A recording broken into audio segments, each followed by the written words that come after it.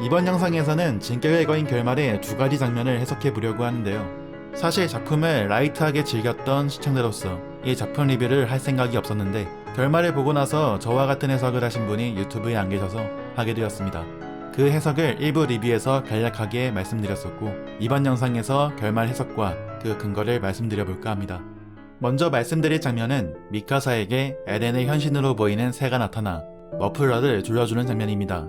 과거 미카사는 괴한에게 부모님이 살해당했었고 미카사는 에렌의 도움으로 맞서 싸워 생명을 빼앗기진 않았으나 절망에 빠져 있었죠. 그때 에렌이 손을 내밀어 머플러를 둘러주었고 미카사는 에렌과 함께 새로운 삶을 살아가게 되었습니다. 머플러가 상징하는 것은 두 가지. 하나는 에렌에 대한 미카사의 애정, 다른 하나는 미카사가 과거를 딛고 일어서 새로운 삶을 얻는 계기. 결말에서 미카사는 에렌을 자신의 손으로 죽였으나 자신이 사랑하는 존재를 잊지 못하고 그리워하고 슬퍼하며 에렌을 잊지 못하는 모습입니다. 이때 미카사는 에렌을 잃고 삶이 멈춰져 부모님을 잃고 살아갈 의지를 잃었던 과거와 비슷한 상황이죠. 에렌은 자신이 죽게 될 미래를 알고 있었기 때문에 미카사가 머플러를 버림으로써 자신을 잊고 새로운 삶을 살아가길 바라고 있었으나 미카사가 에렌을 잊고 살아간다는 것은 불가능한 일이었습니다. 그렇기에 에렌의 현신으로 표현한 새가 나타나 현생에서 이루지 못한 자유를 죽어서야 얻을 수 있었던 에렌이 미카사에게 머플러를 다시 둘러줍니다. 그런 에렌의 존재를 느낀 미카사는 말합니다. 에렌, 머플러를 둘러줘서 고마워. 이것은 미카사와 에렌 두 사람의 사랑이 끊어지지 않음을 표현함과 동시에 과거의 상황처럼 미카사에게 새로운 삶을 살아가라는 머플러를 통한 에렌의 의지를 표현한 장면이죠. 이때 미카사는 에렌을 잃은 것에 대한 슬픔에서 벗어나게 되는데 그 이유는 에렌이 그토록 원한 자유를 새가 되어 이룬 모습을 보았기 때문에 가지는 안도와 새로운 삶을 살아가라는 에렌의 의지를 느꼈기 때문입니다. 에렌에 대한 끊어지지 않는 사랑은 미카사가 죽을 때까지 머플러를 두르며 에렌이 잠든 곳을 찾아가는 것으로 표현하고 삶을 이어나가라는 에렌의 의지는 이 사람이 장이든 뭐든 중요하지 않고 미카사가 다른 사람과 결혼하여 가정을 이루고 끝까지 살아가는 것으로 표현했습니다.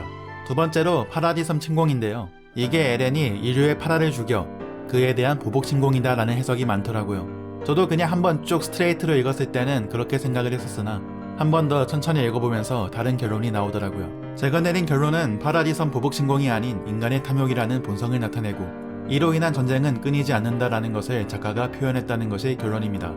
물론 파라디섬 멸망이라는 결과로 힘을 사용해서 얻은 평화는 결코 영구히 지속될 수 없다는 메시지를 담고 있는 것은 맞다고 생각합니다. 그러나 단순히 에렌과 엘디아인들에 대한 징후 때문에 파라디섬이 멸망했다는 것은 아니라고 생각합니다. 여러가지 이유가 있을 수 있겠죠. 에렌이 죽고 나서 파라디섬이 멸망하기까지 어떤 일들이 있었는지는 모르니까요. 가령 종종 작중에서 언급되었던 파라디섬의 지하자원 때문에 침공했을 수도 있고 전쟁이 일어나는 이유는 다양하니까요. 다만 파라디섬 거인에 대한 증오의 연쇄는 아르민의 활약으로 끊어냈다는 것이 제 의견입니다. 작가는 땅울림을 발동한 에렌을 등장시켜 서로 대립하던 엘디아와 마레의 연합을 만들어냈죠. 여기서 서로 다른 이해관계를 가진 사람들이 힘을 합칠 수 있었던 것은 대화입니다. 그렇게 만들어진 어벤져스로 에렌을 막아내는 것에 성공하고 아르민 일행은 평화교섭을 위한 대사가 되었습니다. 이들의 교섭활동의 결과는 미카사가 죽고 파라디섬에 현대의 빌딩이 늘어서면서 시대가 변하기까지 긴 시간 동안 작용해 있음을 알 수 있습니다. 즉 작가가 작품 세계관에서 말하는 증오의 연쇄를 끊기 위한 해결책은 대화와 타협으로 서로를 이해하는 것에서부터 시작하는 것. 에렌과 엘디아 민족에 대한 증오의 연쇄로 파라디섬이 멸망했다면 에렌을 막기 위한 엘디아 말의 연합 어벤져스의 활약과 이후 대사로서 활동한 아르민의 활약이라는 작가가 말하고자 하는 대화와 타협을 부정하는 결과가 되는 것이죠. 연합국 대사로서 파라디섬으로 향하는 아르민의 대사를 통해 작가는 말합니다. 다툼은 사라지지 않는다고. 이 다툼은 파라디섬과 세계의 다툼이 아닌 인간이 존재함으로써 생기는 다툼입니다. 그 결과가 파라디섬 침공이고 이 침공의 이유는 한 소년이 거인의 힘이 잠든 거대나무로 향하는 것으로 시조 유미르의 과거를 재현하면서 표현합니다. 시조 유미르는 정복전쟁에서 포로로 잡힌 희생자였죠. 그 당시 정복전쟁을 왜 했을까요? 넓은 토지를 얻기 위해, 자원을 약탈하기 위해 등등의 이유가 있겠죠. 시간이 지나 기술이 발달하면서 거인의 힘을 세계가 두려워할 필요가 있을까요?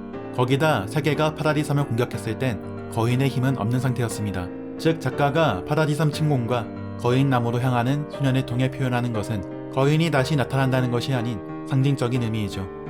독자에게 처음 시작인 시조 유미르의 과거를 떠올리게 하면서 인간 본연의 탐욕과 그로 인해 발생하는 전쟁, 역사는 반복되며 인간의 욕심은 끝이 없고 같은 실수를 반복한다는 내용을 나타내지 않았나 싶습니다. 작품에서 작가는 자유를 추구하는 에덴을 통해 잔혹한 세상에서 피어나는 사랑과 인간의 존엄을 표현함과 동시에 인간의 탐욕이라는 본성을 비판하는 내용을 담고 있는 것으로 생각하네요. 작가 이사야마 하지메가 PC방 아르바이트 중 어떤 취객이 난동을 부려 멱살이 잡혔고 의사소통이 불가능한 존재로부터 인간의 본성이 자아내는 두려움을 느껴 그 공포를 이 작품의 모티브로 삼았던 것처럼요. 자, 이리아뷰의 진격의 거인 결말의 성 영상은 여기까지고요. 영상이 유용하셨다면 구독, 좋아요와 댓글을 통한 자유로운 의견을 부탁드리면서 이만 마치겠습니다.